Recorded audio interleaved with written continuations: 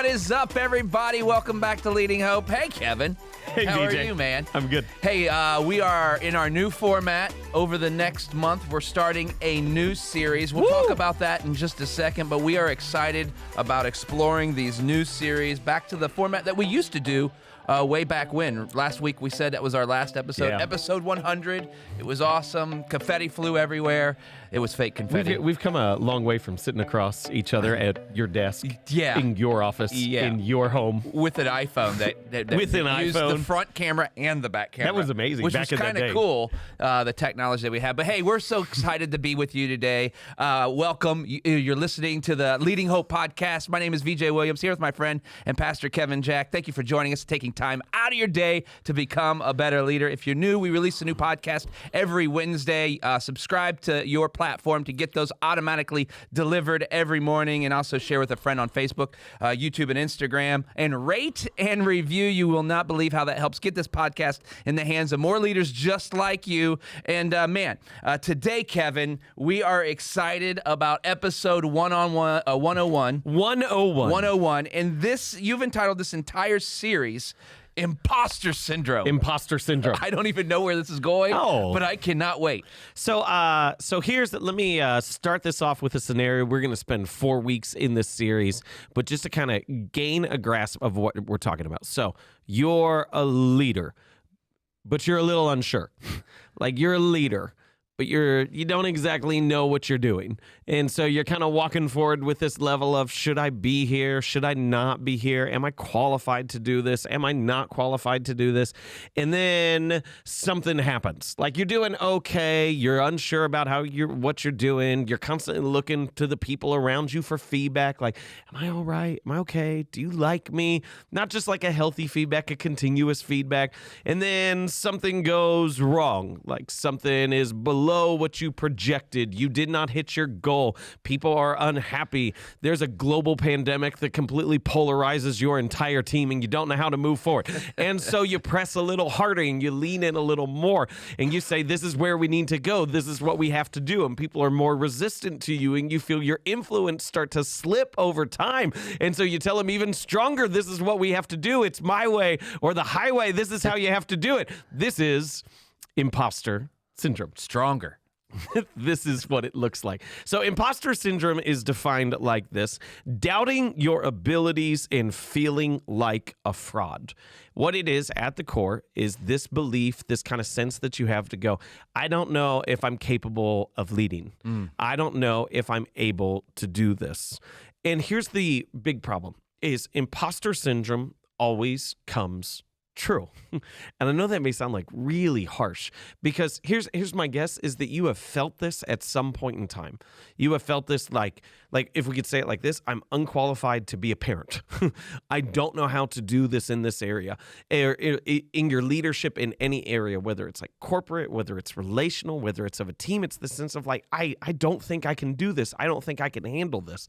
And what will end up happening is there are some negative qualities that become associated with negative things that will come into reality when you are competing with those around you for your identity as a leader. We're going to get to those in just a second, but I just want to say this, like this sense of I'm a fraud, I'm not able to be here, always has negative repercussions. We're not talking about humility as a leader, okay? We're talking about this sense of I don't feel like I can cut it, and I'm afraid that someone is going to find out, and so I'm doing the things that I feel like I need to do in order to shore up my weaknesses so that no one will be able to see what's going wrong. So I've got here in my notes, I'm not saying that if you don't feel like a leader, that you're not a leader, but that if you don't feel like a leader, then you won't be able to lead well. Notice the difference between those real clearly, okay? I'm not saying I don't feel like a leader, so that means you can't lead. But if your leadership is associated with this sense of constant inadequacy, constant sense of I need to play the part, I need to act like I know how to do it, then you will completely limit your ability to actually lead well. So I think it's good that you've defined that too, because everyone has felt that piece of Yeah. it. And I think that's what's so powerful about what you've already written so far is that everybody has felt that at one point in their life as a leader. Like, and you will if you have it. Absolutely. That's really good. Yeah, and so I want to talk through. We're going to get into how you counteract imposter syndrome throughout this series. But I just want to show you some of the impact of imposter syndrome, and then touch for just a second on where that is, and then we'll discuss for a while in terms of where that looks like, where we've lived that in our own leadership. So here are the impacts of imposter syndrome. These are the things that are going to happen if you feel like, man, I'm not cut out for this. I don't think I can do this. I feel like I need to fake it until I make it, which never actually works out. Could I be clear on that? So the impact of imposter syndrome we're going to touch on for. The first one is you'll compete for space. You'll compete for space. I don't mean best office space, although that could actually be a thing. Like in discussions with your team, in discussions with those around you, you'll be in competition with them. Instead of being open to new ideas because you're securing your leadership, instead of being open to contrary thoughts because you know who you are and you know why the mission matters, you'll find yourself constantly competing for space.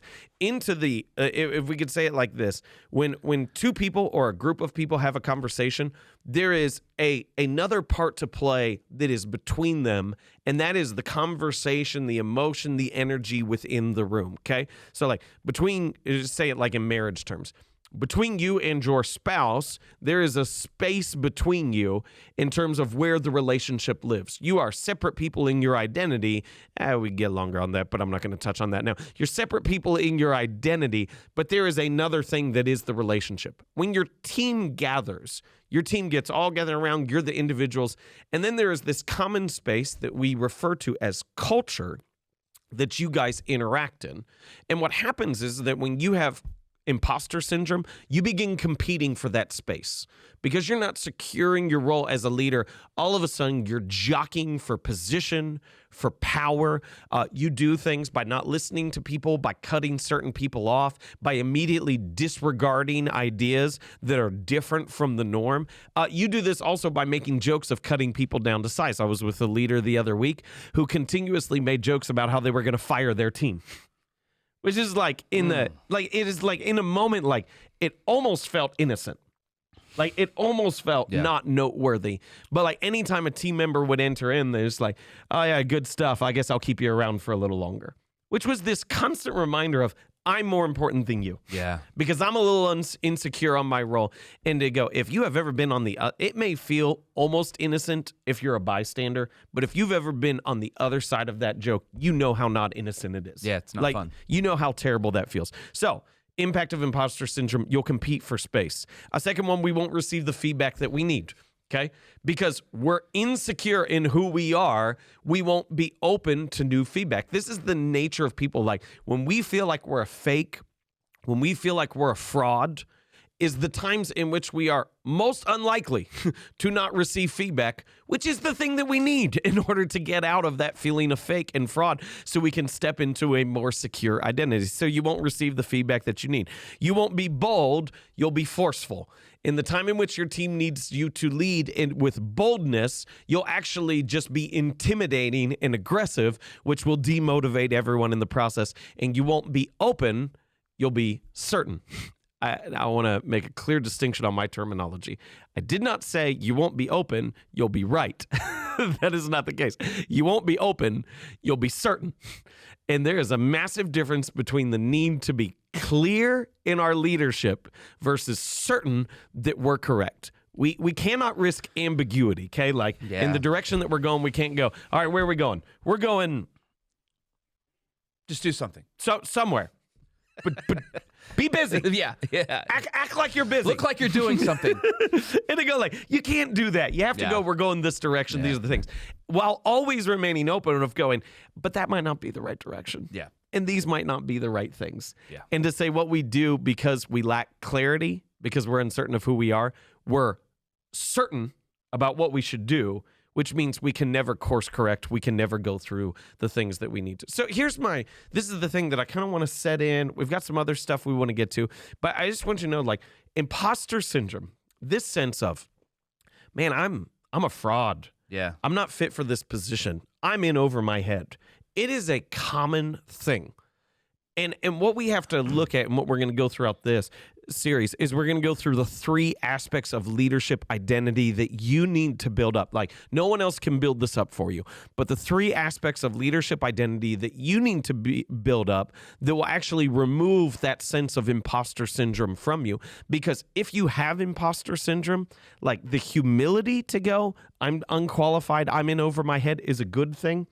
But if you feel like you're a fraud and you have to play a role, what will happen in the long run is you won't be able to lead well, which will only reinforce that sense that you're unqualified and you're a fake and a fraud and you shouldn't be there to begin with. Yeah. And so to say, like, if you just try to live out imposter syndrome, you won't lead well, and it will be a self-fulfilling prophecy. I was just about to say, eventually, if you lead from that position long enough, it won't be a syndrome any longer. Yeah, absolutely. It'll be a permanent status. So, V, if I could start here, and then I want to see where you want to go on this sense, because I'm sure you'll have a different perspective than I do. And I don't want to jump into the politics of all this, okay? Yeah, of course. But I do want to acknowledge this. When the pandemic hit, no one knew what was happening. Like, could we just acknowledge that? Yeah, we even did some episodes about that, and we actually named a few of the people that were in charge of state decisions. Yeah, and so it was like within a month, people go, oh, this was good, this was good. But looking back on it, I think one of the things that's fascinating is no one knew what was happening, and there was a definitive need for clarity. Yeah. Like, we needed to be able to go, we're doing this for this reason. But there was also within that clarity, and I know someone could take this and they could run with it a direction that I am not intending it, okay? Right. So I'm almost a little concerned sharing this. But within that clarity, we didn't know what was happening. Right. Within that clarity, the most toxic thing was it was also filled with a sense of certainty. We have to do this, and this is right, and all other viewpoints are completely wrong, and they're idiots. Yes. And what happened was this incredible sense of distrust, this incredible sense of being polarized. Yeah. And I don't know, people could run with that and they're like, this, please don't comment anything on the pandemic. That's not what I'm looking for in this moment. But I want to say, I just want to expose this nature that we are all susceptible to it, that in the moment in which we feel most uncertain and most unclear is the temptation to try to gain certainty instead of clarity. And I was with a leader the other week. He was talking about, this is not about the pandemic. Yeah. He was talking about new initiatives that they take on as an organization. And he said, we always under-promise and over-deliver, which sounds great. And he goes, like, when pastor, he said, when we started our first campus, we said, hey, we're going to try this and we're going to send 1,000 people and this much money. And it probably won't work, but we feel like we need to attempt this. And he goes, now, I thought it was going to work. But I couldn't tell people that because I wasn't sure it was going to work. And so I said, it probably won't work, but this is what we need to try. And then he crushed it. And to say, like, man, if we look at the moments in which we're uncertain, we feel like an imposter. Yeah. We feel unqualified. And so we grab certainty as tightly as we can. And in the process, we ruin our credibility as a leader. Yeah, it's as if we want to double down on something that's just not going to work, just to make sure that your authority is the most important thing, not the outcome. And I think that's so important. So what you've done here is a great depiction of what the impact of imposter syndrome does. Yeah. And you've really laid it out to all these things about uncertainty, how the team will not trust anymore, lack, all those things. Talk about, and that's the more important thing, just so we're clear. That is the most important thing. But I think something you could really talk about, because I think you've seen this happen over your experience as a leader. What happens to the person who actually has, the leader who has what happens to them? Do they become over time depressed? I mean, there's got to be some internal monologue going on with them that over time destroys them as a person, not just their teams. Yeah. Like, eventually they fail as a leader, but they also hurt themselves to even go on further if they keep this on for a long time. Yeah, the impact of the leader who continues to exist within the imposter syndrome. Yeah. So, I forget who it was. The phrase within church world that I've heard is that leaders need to have tough skin, soft hearts. Yeah. And so the nature of that is everything that comes your way can't hurt you, and yet you need to remain sensitive to the plights of the people. You need to remain empathetic to who they are at the core, and yet one negative email can't derail you for an entire day. Okay. right. That's a depiction of what it means to have tough skin, but a soft heart. If you exist in imposter syndrome for too long, you will develop a tough heart. Yeah. And That's you good. will lose your love for the people that you lead because now they're competing with you. They're Yeah. competing with your ego. You will become jaded and cynical and harsh in all the different things that you do. Yeah. And so I want to say there is an okay level of I'm doing this and I'm uncertain. Yeah. I'm doing this and I'm not sure I'm cut out for it. I'm not sure I'm qualified. Right. That is an okay, healthy thing. Absolutely. But to I'm uncertain. And so I better fake it and I better make everybody think I'm a phenomenal leader and I've got it all together and I know exactly what I'm doing. Right. That is where the problem really comes in. Yeah. I think that's powerful to understand because we don't want people to end up in that position, right? That's Absolutely. the whole goal of the podcast. And so the next question kind of leads into that, knowing the effects of it, the impacts that it will have. What are some key identifiers leaders can be aware of that they are starting to slip Oh, that's good. into Okay. the imposter syndrome? So- it's just those things you're not there yet. Yeah. But it's coming. So let me give a couple different examples. Okay, Yeah. This is fun. This is a great question, Yeah. V. Thank you. Is to say for one, your team discussions will feel like competitions because what you're doing is that's your good. egos are competing with each other. Yeah. And to that the leader in a discussion has to be egoless. Sometimes the team will have their egos and their different stuff, but man, if they're competing with the leader's ego, there is no way to have a healthy discussion because all of a sudden this sense of a lack of self-esteem and other things keeps getting thrown into the mix. And so you man, if your team discussion feels like a competition, this might be where that's you a are. really good identifier. If I give another one like this, so just play this off with me. Okay. I need you to give the wrong answer. I'm good okay. at that. VJ, what is, and I know this sounds stupid, but VJ, what is 2 + 2? 6. Okay, but play your role. Keep playing your I'm role. right there. But if I put 2 and 2 together, it's Yeah, it's 6. okay. Sure. I'm not upset by that Right. because I know this is gonna sound ridiculous. Right. I know what the right answer is. Right. When I don't know the right answer and I feel like an imposter, my tendency there is to get mad and angry Yeah. that you don't agree Yeah. with my answer. So if this plays out in all different realms, if I know what the answer is and I'm clear on the solution and you disagree with me, I will have a discussion. I will attempt to convince you, but my anger will not enter into the equation. Yeah. Because I'm already secure in my position. Yeah. And what we're seeing over and over again is people are uncertain, which is perfectly fine, Absolutely. but they feel the need for certainty. And so they're yelling and ranting and raving and angry about their position. And to say the things that you know are true when someone disagrees with you, your emotions don't enter into the mix on it. Yeah. And I think that's a piece that you're starting to suffer from imposter syndrome when those who disagree with you all of a sudden invoke your emotions into the process. That's really good. That's a powerful, powerful visual for someone that might be wondering if they're coming into this. We could talk about that idea right there for 4 hours in terms of the last year. Yeah, and I think you can I think you hit it on the head. You should approach that person and show them that the answer is 4. Yeah. And you should have discussion, but you should never let your emotional state drive your action. Yeah. Right? At the end of the day, if that's what's happening, you're slipping. Yep. You're slipping, bro. Yeah. When we're uncertain is when I love this. I read this the other day. They said, when you're discussing with someone who disagrees with you, you should ask them the question. It's an Adam Grant question. Yeah. But the question is there anything that I could show you that would convince you to change your position? That's great. And if the answer is no, That's great. quit having the discussion because there's nothing you could That's do so that would convince good. them. Come on, somebody. That's a powerful.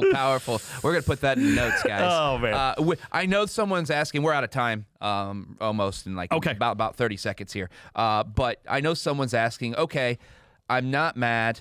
I know I'm not slipping into. I had the discussion. They don't see it the way I see it. But they're in charge of this group of people, and they're still making those decisions based on. We've got episodes for that, and we'll put those. We'll put those. I was just saying, you're seeing my hesitation to even jump into that. We've got episodes. We covered this, so that I just want to make sure because I know the question's coming. Yeah. And because we're live or not live anymore, I know those questions. I want to make sure that we continue to ask those questions that I think you're asking, so that we have those, and I want to make sure that you guys know those are available in prior podcasts. But hey, we are finished for today. This is going to be a great series, Kevin. I'm excited. Wrap up 101 Imposter Syndrome week 1. So the whole goal of today was to help identify and, in a sense, normalize, not in a healthy way, but to understand it's there, what imposter syndrome is. And so what we're going to do for the next 3 weeks after this is we're going to talk about building your leadership identity, because there are 3 key aspects that everyone needs in order to build their leadership identity. And as you build your leadership identity, you are weakening the imposter syndrome that's within you. So I'm really excited. So I'm just going to give them to you right now, and then we're going to discuss them more fully the next 3 weeks. Oh, look at me. Generous. Look at you. Yeah. Generous. So the 3 aspects of your leadership identity are your character, your competency, and your calling. Your character, competency, and calling are the things that directly work against imposter syndrome, which is a self-fulfilling prophecy on the negative impact of your leadership. So, can't wait to talk more about that next week. Oh, come on, Tay. We can't wait for you guys to join us next week. We'll continue the Imposter Syndrome series. It's going to be awesome. We want you to be a part of that. Thank you for joining us today. If you're new to the podcast and haven't yet subscribed, it'd mean the world to us if you did that. Now, also post about it. Rate and review. You will not believe how that helps get this podcast in the hands of more leaders just like you. And if you have a story, we'd love you to visit leadinghope.online and send that to us. Remember, your stories matter, and it makes a difference in people's lives of how you're getting better. And by that, we want you to do that every week. And remember, everyone has 20 minutes to learn to become a better leader. Make it count.